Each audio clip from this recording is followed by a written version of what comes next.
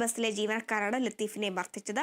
Bus സ്റ്റോപ്പിൽ നിന്ന് 2 യാത്രക്കാരികളെ ഓട്ടോറിക്ഷയിൽ കയറ്റിയതിലുണ്ടായ പ്രകോപനമാണ് ക്രൂരമർദ്ദനത്തിന് വഴിയൊരുക്കിയത്. മർദ്ദനത്തിൽ പരിക്കേറ്റ അബ്ദുൾ ലത്തീഫ് ആശുപത്രിയിൽ ചികിത്സയ്ക്കെത്തിയപ്പോൾ കുഴഞ്ഞു വീണ് മരിക്കുകയായിരുന്നു.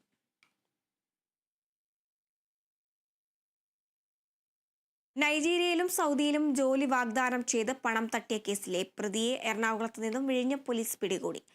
പല സ്ഥലങ്ങളിലും തട്ടിപ്പ് നടത്തി വരികയായിരുന്ന പ്രതിയായ ഡോൺ സൈമൺ തോമസ് എറണാകുളം വൈറ്റ്ലയിൽ ഫ്ളാറ്റ് വാടകയ്ക്കെടുത്ത് താമസിക്കുകയായിരുന്നു. തിരുവനന്തപുരം വേങ്ങാനൂർ സ്വദേശികളായ അരുൺ, അഭിജിത്ത് എന്നിവരുടെ പരാതിയെ തുടർന്നാണ് പ്രതിയെ അറസ്റ്റ് ചെയ്തത്.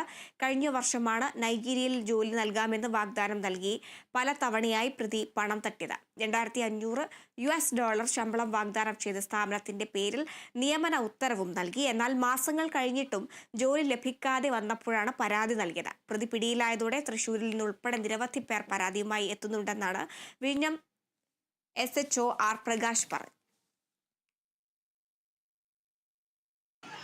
നൈജീരിയ, സൗദി അറേബ്യ തുടങ്ങിയ രാജ്യങ്ങളിൽ ജോലി വാഗ്ദാനം ചെയ്ത് പല ഉദ്യോഗാർത്ഥികളുടെ കയ്യിൽ നിന്നും പണം കൈക്കലാക്കി പറ്റിച്ചതിന് ഡോൺ സൈമൺ തോമസ് എന്ന പ്രതിയെ വിഴിഞ്ഞം പോലീസ് അറസ്റ്റ് ചെയ്തായിരുന്നു. അരുൺ, അഭിലാഷ് എന്നിവരുടെ 2 പേരുടെ പരാതിയിന്മേലാണ് കേസെടുത്തത്. ഇവരുടെ 1 ലക്ഷം രൂപയിലധികം രൂപ പറ്റിച്ച് കൈക്കലാക്കിയതായിട്ടാണ് പരാതി. പല പ്രാവശ്യം ഇവരെ കോണ്ടാക്ട് ചെയ്യുമ്പോൾ പൈസ തരാമെന്ന് പറഞ്ഞ് ആശ്വസിപ്പിച്ച് അങ്ങനെ കഴിഞ്ഞ 1 വർഷം മുമ്പ് നടന്ന സംഭവമാണ്. ഇയാള് വൈറ്റിലയില് ഒരു സ്ഥലത്ത് ഒളിവിൽ താമസത്തിലായിരുന്നു. ഇന്ന് പോലീസ് ഇയാളെ പറ്റിയുള്ള വിവരം കിട്ടുകയും അവിടുന്ന് അറസ്റ്റ് ചെയ്ത് കൊണ്ടുവരികയും